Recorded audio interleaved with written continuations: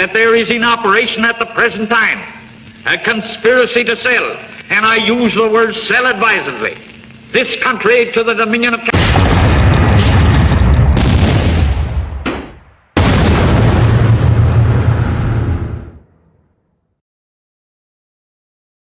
Today, we gather to commemorate June 6, 1944, D-Day, a turning point in history that marked the beginning of the liberation of Western Europe from German occupation. On that day, the beaches of Normandy, Utah, Omaha, Gold, Sword, and Juno bore witness to one of the largest amphibious invasions ever launched. Among the brave Allied forces, Canadian and Newfoundland soldiers stood tall, their sacrifices shaping the outcome of the Second World War and leaving a lasting legacy we honor today. Canada's contribution to D-Day was immense. Approximately 14,000 Canadian soldiers, supported by the Royal Canadian Navy and Air Force, stormed Juno Beach. The 3rd Canadian Infantry Division and the 2nd Canadian Armoured Brigade faced fierce German defences, fortified bunkers, machine gun nests, and mine-laden terrain. The Royal Canadian Navy deployed 110 ships and 10,000 sailors, while the RCAF flew 15 fighter squadrons to secure the skies. The cost was staggering: 1,074 Canadian casualties, including 359 killed on that single day. These were not just numbers, but sons, brothers, and fathers who left their homes to fight for freedom. Their courage secured Juno Beach, a vital step toward the Allied victory in Normandy. Newfoundland's role, though distinct, was equally heroic. As a dominion of the British Empire in 1944, Newfoundland soldiers served primarily with British and Commonwealth forces.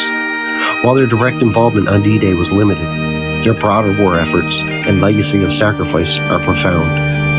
Newfoundlanders had already suffered catastrophic losses in the First World War, notably at Beaumont Hamel on July 1, 1960, during the Battle of the Somme.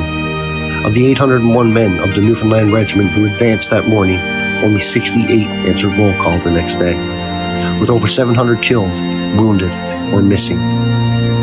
The danger tree, a lone marker in no man's land, stands as a haunting symbol of their bravery. At Gallipoli in 1915, the regiment endured brutal conditions, losing 30 men to combat and 10 to disease. These sacrifices forged a legacy of resilience that carried into the Second World War, where Newfoundlanders served in the Royal Navy and Merchant Marine, braving the treacherous Atlantic convoys to sustain the Allied efforts. The sacrifices of D-Day, Beaumont Hamel, and Gallipoli were not in vain. Canadian and Newfoundland troops helped turn the tide against oppression, paving the way for the liberation of Europe. The cost was immense: thousands of lives lost, families shattered, and communities forever changed. In Newfoundland, July 1st is both Canada Day and Memorial Day, a solemn tribute to those who fell in 1960 and beyond. The Beaumont Hamel Newfoundland Memorial, with its bronze caribou standing defiantly over the preserved battlefield, ensures their stories endure. Why do we remember these sacrifices? They remind us of the price of freedom. The men who landed on Juno Beach, fell at Beaumont Hamel, and endured Gallipoli, fought for a world free from tyranny, where justice and liberty prevail. Their sacrifices compel us to honor their legacy by fostering peace, upholding democratic values, and ensuring such horrors are never repeated. The preserved trenches, caribou monuments, and names etched on memorials are not mere relics. They are calls to action to cherish and defend the freedoms they secured.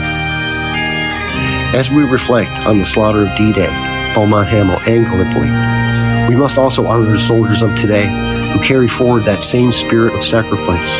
That legacy of those historic battles lives on in the men and women of the Canadian Armed Forces, including those from Newfoundland and Labrador, who serve in peacekeeping missions, conflict zones, and humanitarian efforts worldwide. From Afghanistan to Mali, from disaster relief to NATO operations, today's soldiers face new challenges: improvised explosive devices, complex insurgencies, and the psychological toll of modern warfare. Their sacrifices are profound. They leave families behind, endure physical and mental wounds, and, in some cases, give their lives to protect our values. The history of D-Day and earlier battles teaches us that freedom must be defended in every generation. Today, soldiers carry the torch lit by their predecessors, serving not for glory, but for duty, just as the Newfoundlanders did at Beaumont Hamel and the Canadians on Juno Beach. We honor them by supporting veterans, advocating for their well-being, and ensuring their sacrifices are remembered. The Forget-Me-Not flower reminds us to hold close the memory of all those who have served from 1916 to 1944 to today. It is absurd to compare the struggles of any group with the unimaginable sacrifices of soldiers on D-Day, Beaumont Hamel, or Gallipoli. Those who stormed the beaches or faced annihilation in the trenches gave their lives to secure freedoms for all, including the right to live openly regardless of identity. Yet, while we dedicate an entire month to celebrating certain identities, we allocate just one day a year, Remembrance Day, to honor veterans who made the ultimate sacrifice for our collective liberties, liberties that underpin the very existence of such celebrations.